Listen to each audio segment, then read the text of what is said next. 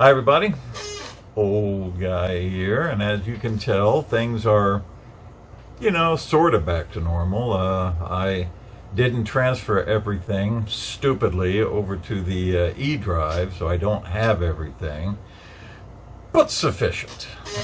There was a lot of drama with the adapter I needed for my VGA, which just turned out hilarious, but that's a story for another day.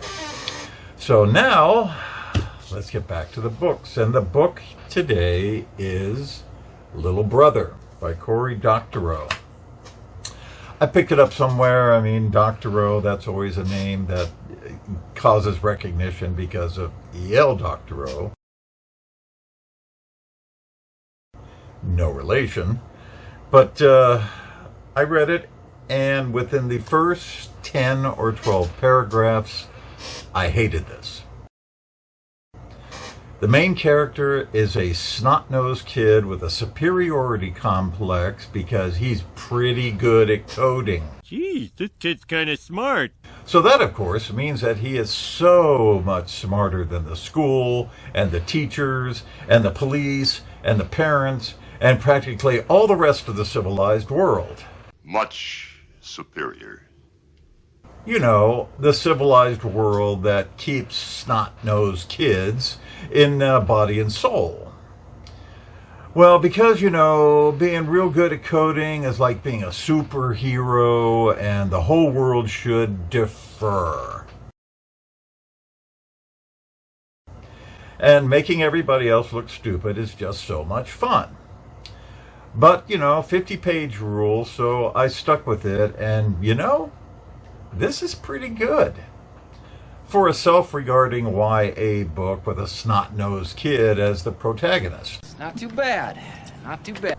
Marcus Yallo is the snot-nosed kid, and the book opens with him at just the snottiness, bragging about system sabotages that he has inflicted on the school system, and when questioned, being extra snotty to Mr. Benson, the principal, which I get.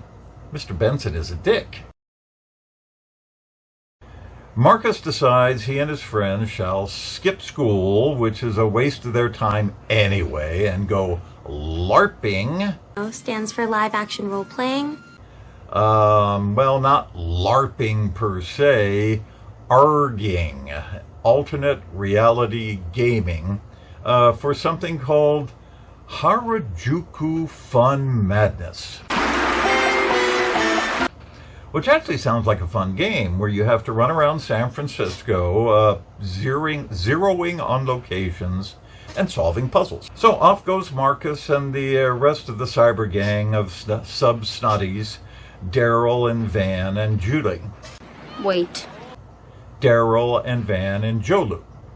And then terrorists attack the Oakland Bay Bridge, bringing it down and killing thousands.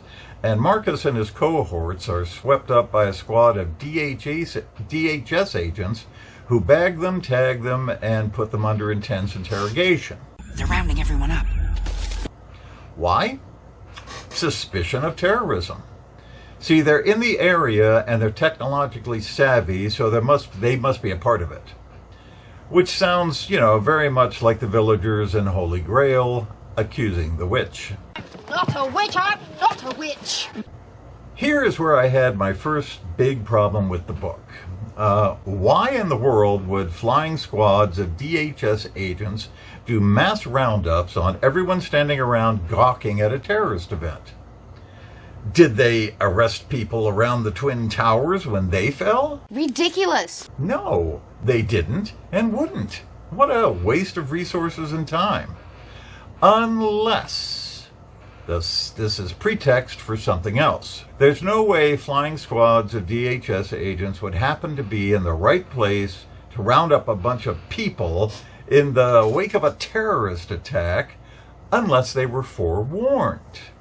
And all of this was false flag for the purpose of imposing martial law. The science of deduction. And this was the premise. I went forward with this because no one could be this stupid, even DHS. Well, it turns out they're that stupid. Dumbass!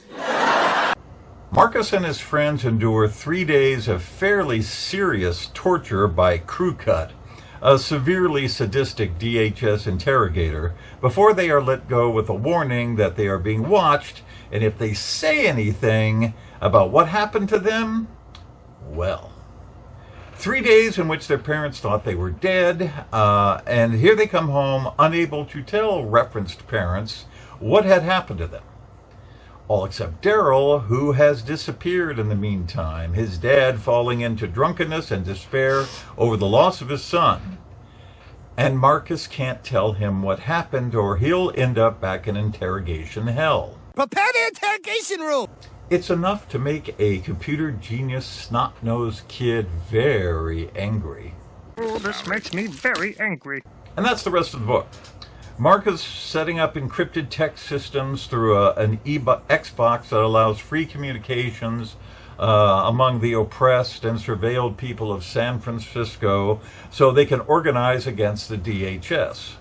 There is a lot of tech in this book, and thank goodness. I mean, I learned a lot about hacks and the underground computer nerds and cryptology and illegal networks, and I am the first to admit that a lot of it went right over my head.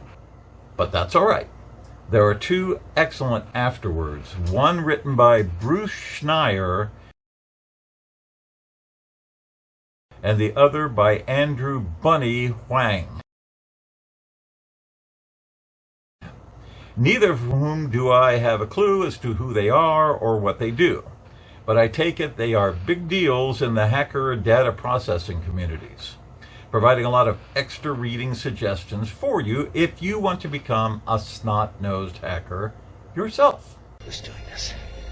Foreign power or some computer hacker in his garage? So, I liked this, snot-nosed kids and all, because Marcus turns out to be a great American hero. Far more dedicated to the ideals of the U.S. Constitution than any of the DHS officers who are allegedly sworn to uphold it. And yes, I know this is YA, so general snottiness is expected, as is the boy-girl dynamic, and Marcus has his first true romance, and hubba hubba. Teenage boys will love this. Grown-up boys will love this.